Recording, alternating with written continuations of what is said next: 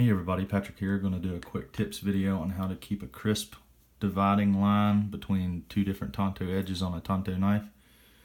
I think it's called the Yakoti on the Japanese samurai sword.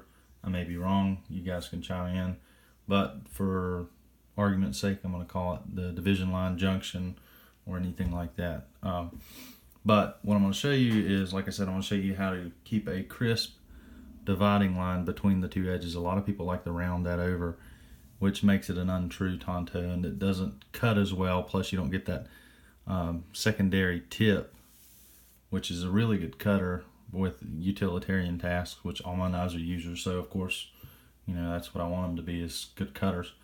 Plus it looks awesome to have that really crisp line that you can see right here at the secondary point dividing the two edges.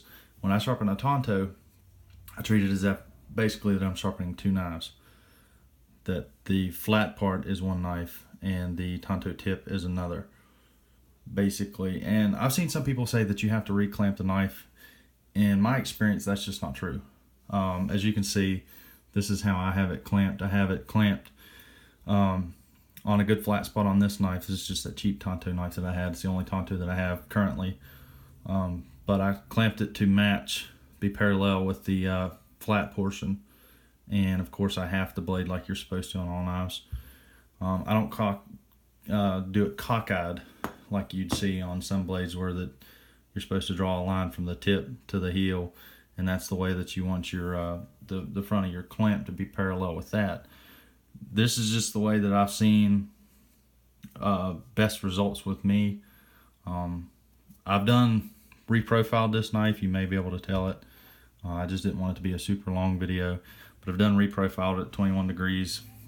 I use the angle app on my phone, which I would show you, but I'm recording on my phone because currently, you know, it's what I use. Awesome camera on it.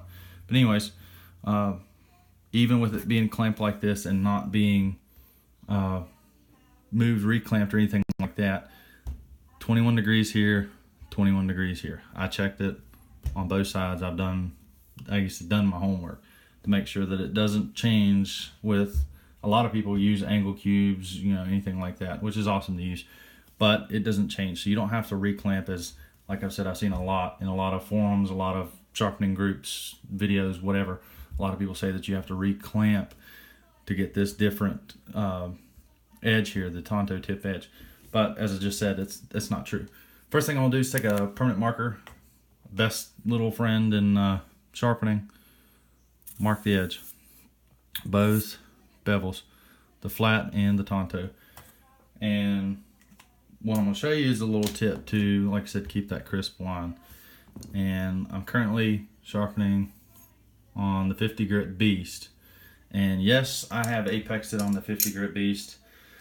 Yes, there's probably some of you guys that are going to say, well, it's going to chip the edge and all this other stuff. I've sharpened many knives apexing on the 50 grit with many different steels, all the way from 440 or Aussate or whatever, 8CR, all the way up to higher end steels like S110V and other steels that are prone to chipping. Sorry if y'all hear my dog, she's outside the door. But anyways, let's get to it. So you sharpen the flat just like you would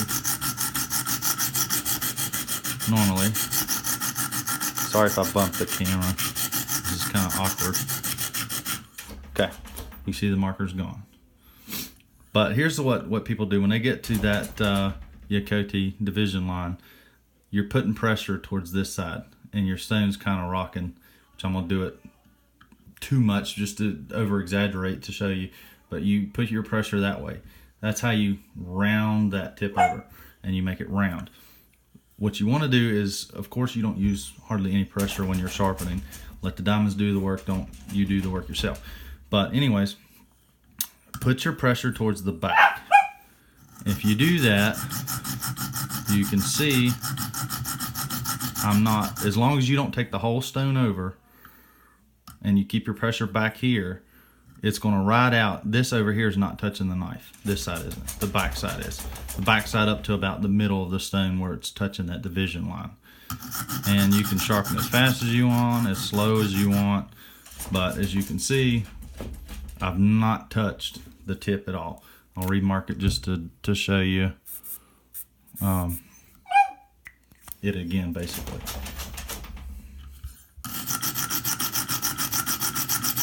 And like I said, I'm keeping all my pressure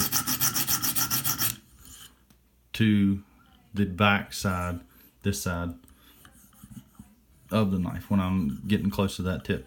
And like I said, as you can see, there's really crisp division line because of the black. The Tanto knife style, blade style, whatever you want to call it, is the only knife that I repeatedly mark my edge bevel. And the reason being is, you know, I've done my flat's good. Okay, you move on to go to the tip. When doing the tip, same thing. When you get close to that edge, people's got their pressure here, you roll it over like that. And what you need to do is put the pressure, like I said, light pressure. You're not wanting to put extra pressure, but I'm just saying the pressure of your hand, you want it towards the back side of the stone, away from the division line. So my pressure's back here. Sharpen, sharpen, sharpen. And like I said, you know, you can go as fast as you want, slow as you want. At first you want to go slow to get good at it, but as long as you don't take the whole stone over there and you keep your pressure back here, you'll get a crisp line. As you can see, the tip's completely taken off. The flat, the marker's still there. And that's the reason I do that marker, is because you can see while sharpening that you got that really crisp line. You're not rounding over, because if you round over, marker will be gone. And you want to do the same thing. I'll remark my edge bevel. You want to do the same thing on the opposite side. Is to do your flat.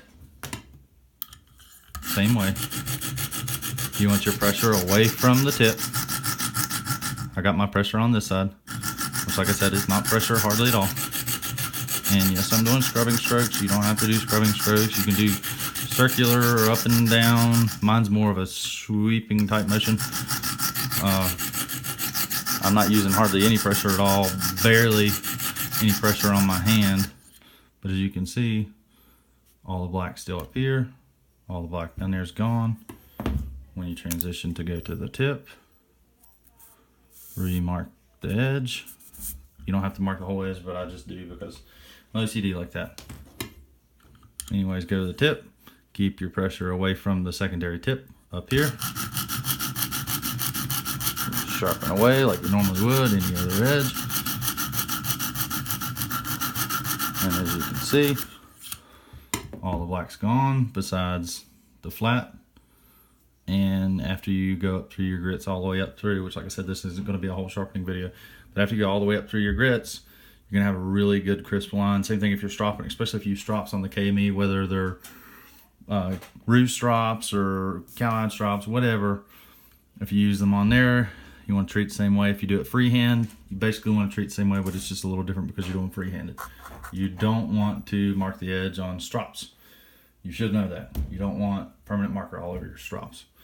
But I'm going to quickly knock the burr off, and I'll show you what a 50 grit edge should do. If you're not doing this on the first stone, you are wasting your time going through however many else stones. And I'm doing it quickly because the video's getting a little longer. But I'm not rounding that edge over because I'm taking the advice that I gave you just a minute ago and applying it in a faster motion. Because I've been doing Tantos for a little while, so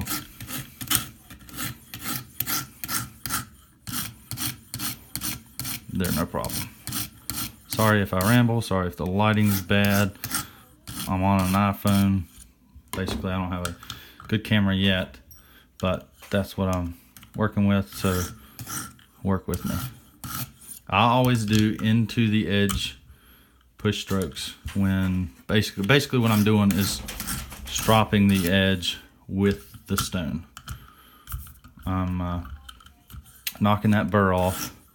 I do this on every stone all the way up through my progression. My progression that I do on my edges, if you've seen any of my edges, they're pretty polished. They're scary sharp, drop your finger off sharp. My progression is 50 to 1500 Gold Series diamond, up to the black Arkansas stone, and then strop. So I'm gonna do another strop stroke or two. And I get lighter with pressure because with this beast stone, it's very easy to put another burr on there, especially after you apex like I have. And I'm gonna show you, like I said, if your knife isn't doing this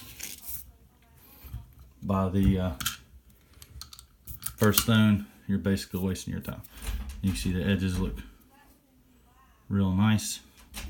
See if I can get this on camera.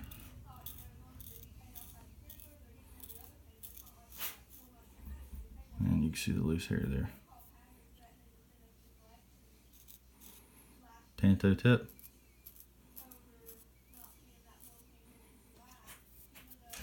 And she's sharp. But that's how I do a Tanto edge on the KME. Like I said, I apologize for my dog. She doesn't like to be locked out of the room that I'm in, and I'm trying to get away from my wife watching TV and stuff like that. But if you liked the video, awesome. If you didn't, I'm sorry, but that's just the way I do it. Not the only way, but that's just the way I do it. Get awesome results. I will have the finished results here just shortly, but thanks for checking in. You guys have an awesome day.